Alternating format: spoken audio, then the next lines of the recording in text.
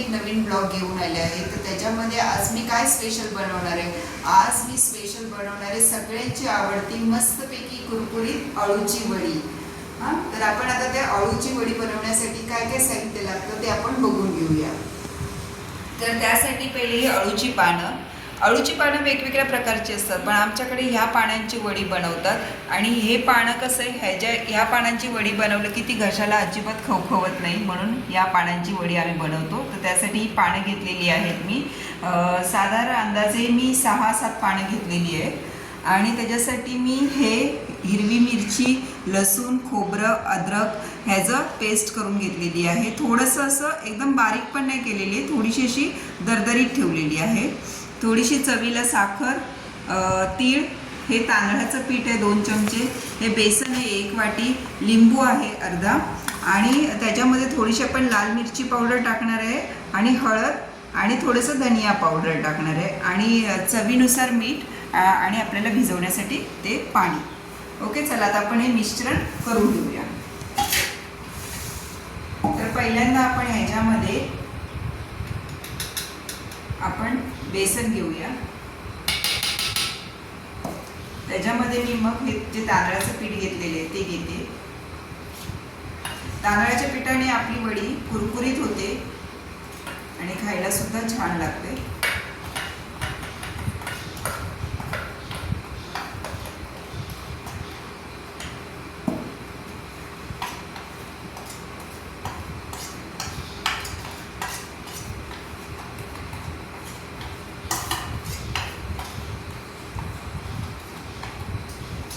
आता आपण त्याच्यामध्ये साखर, तीळ वगैरे सगळं टाकून घेऊया.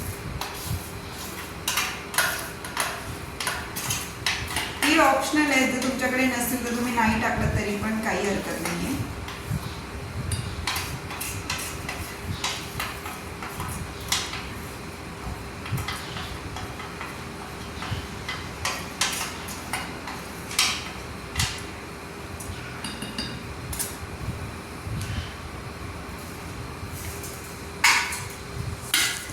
आता आपण जे हे हिरवी मिरची, लसूणचं वाटण केलेलं आहे ते घेऊया.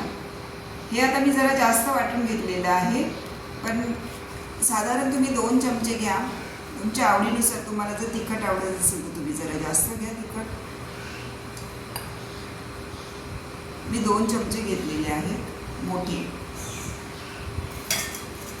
आता आपण ह्याच्यामध्ये हळद,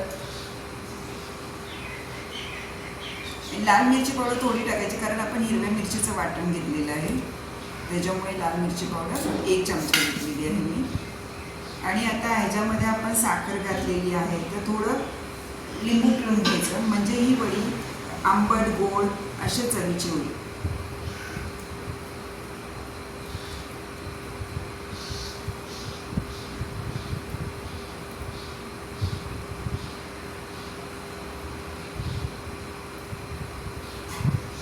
ह्याच्यामध्ये चवीनुसार मीठ.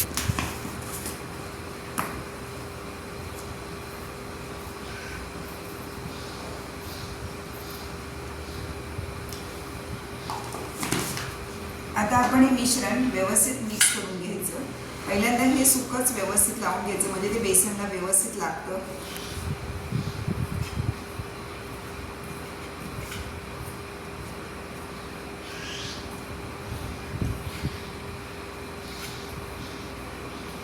तर त्याच्यामध्ये आपण हळू पाणी घेऊया.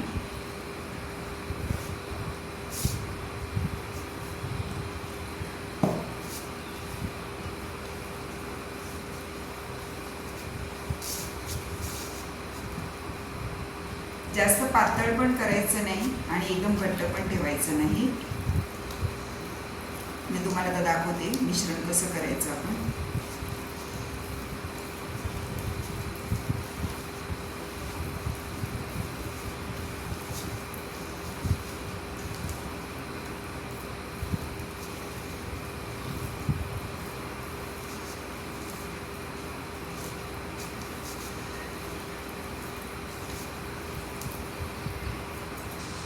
थोडंसं पाणी मिक्स केलं याच्यामध्ये.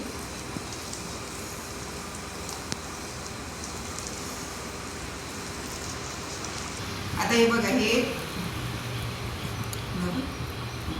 आता हे बघा आपलं हे मिश्रण आता तयार झालेलं आहे व्यवस्थित.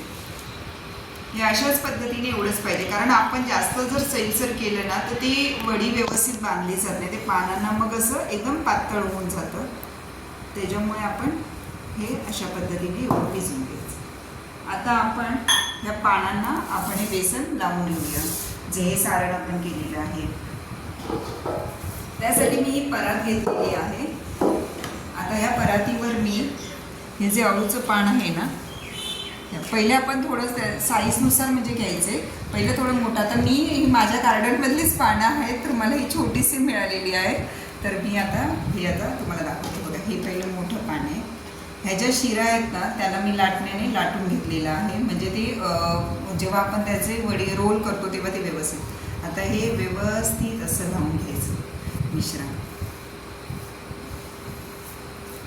बघा सारण जर आपण व्यवस्थित केलं ना, जास्त पातळ केलं ना, जास्त एकदम घट्ट केलं ना, तर ते व्यवस्थित पानांना एकसारखं लागलं जातं.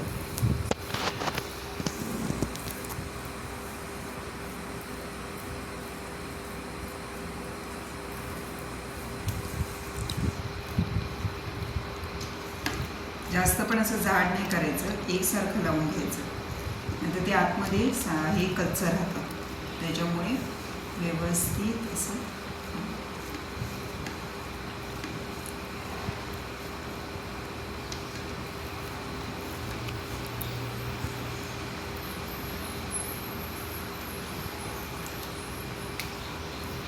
आता आपण हे दुसरं त्याच्यापेक्षा जरा लहान पान आहे ते ठेवायचं त्याच्यावर.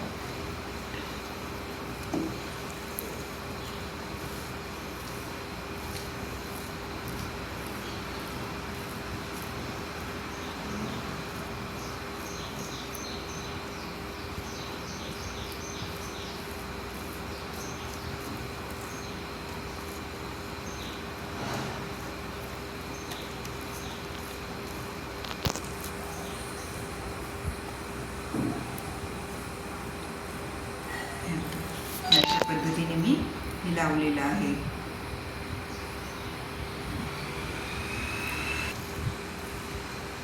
अशा पद्धतीने लावून घ्यायचं. अजून मी एक पान घेते, तुम्ही 2 पानांचं सुद्धा करू शकता, पण थोडंसं असं हे केलेत ना की त्याचं वडीचे हे छान होतात, लेयर छान येतात आणि मग खायला सुद्धा मस्त वाटतं. दिसायला तर छानच दिसते, पण खायला सुद्धा खूप चविष्ट आणि क्रिस्पी लागते. आणि जर तुम्ही ही अळूची पानं घेतलीत ना तर तुमच्या ते घशाला अजिबात ती वडी खवखवणार नाही.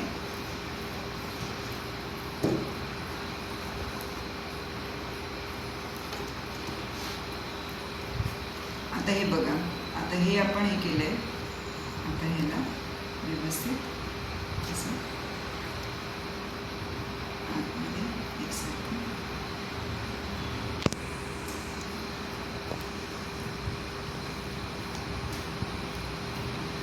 परत थोडंसं पीठ लावायचं.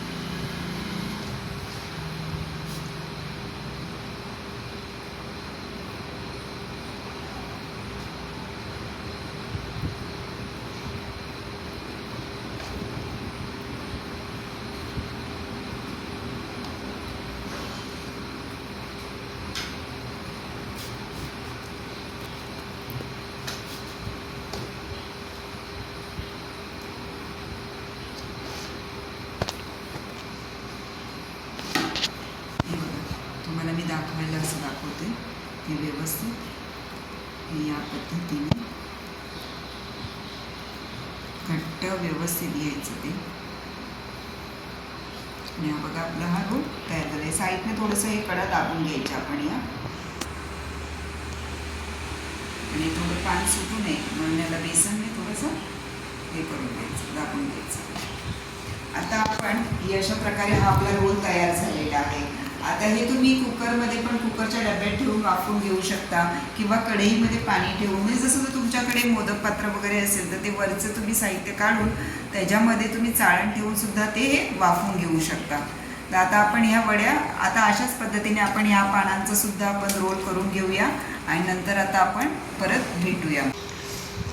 आता मी हे 2 रोल करून घेतलेले आहेत. आता मी ना हे कुकरच्या डब्यातच मी नेहमी वाफवून घेते, कारण पटकन पण होतात आणि म्हणजे लगेचच आपल्याला जर वेळ नसेल तर हे पटकन आपल्याला वाफवायला बरं पडतं. जर तुम्ही कढईमध्ये ठेवून तुम्ही जसं तुम्हाला सोयीस्कर पडेल त्या पद्धतीने तुम्ही हे वाफवून घ्या. आता या कुकरच्या डब्याला मी तेल लावून घेते, कारण मग वड्या चिटकू नये त्याच्यामुळे. आणि बघा आता ही पानं छोटी असल्यामुळे हे बरोबर राहिलं. जर तुमची पानं मोठी असतील ना तर थोडंसं कढईमध्ये किंवा मोठ्या भांड्यामध्ये ठेवणं ठीक आहे, नाही तर तुम्ही कट करून पण ठेवू शकता. चला तर मग आता मी हे वाफवून घेते आणि नंतर मग आपण भेटूया. आता हे बघा, आपण या अळूवड्या आहेत ना व्यवस्थित उकडून घेतलेल्या आहेत, म्हणजे वाफवून घेतलेल्या आहेत. आता या थंड होऊन द्यायच्या. आता ह्या थंड झालेल्या आहेत. आता मी इथे तेल गरम करत ठेवलेलं आहे. आपण शॅलो फ्रायसुद्धा करू शकतो किंवा डीप फ्रायसुद्धा करू शकतो. तर मी डीप फ्राय करते, कारण डीप फ्राय केल्यावर खूप छान टेस्टी लागतात. तर आता आपण ह्या वड्या ना कट करून घेऊया. हे बघा, अशा पद्धतीने कट करून घ्यायचं.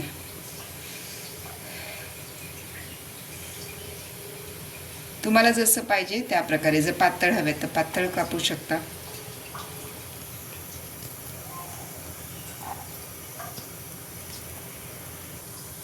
आता हे बघा, तेल तापलेलं आहे, तर मी ह्याच्यामध्ये वडी तळून घेते. आणि ना स्लो गॅसवरच तळायचं, कधी पण फास्ट गॅसवर तळायचं नाही, नाहीतर मग ती ना व्यवस्थित क्रिस्पी कुरकुरीत होणार नाही.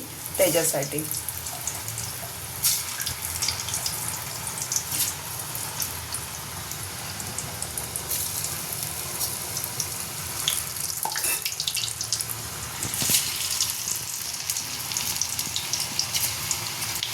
आता आपण ह्याच्यात वडी घेतलेली आहे. आता ती व्यवस्थित आपण स्लो गॅसवरच आता ती फ्राय करून घेऊया.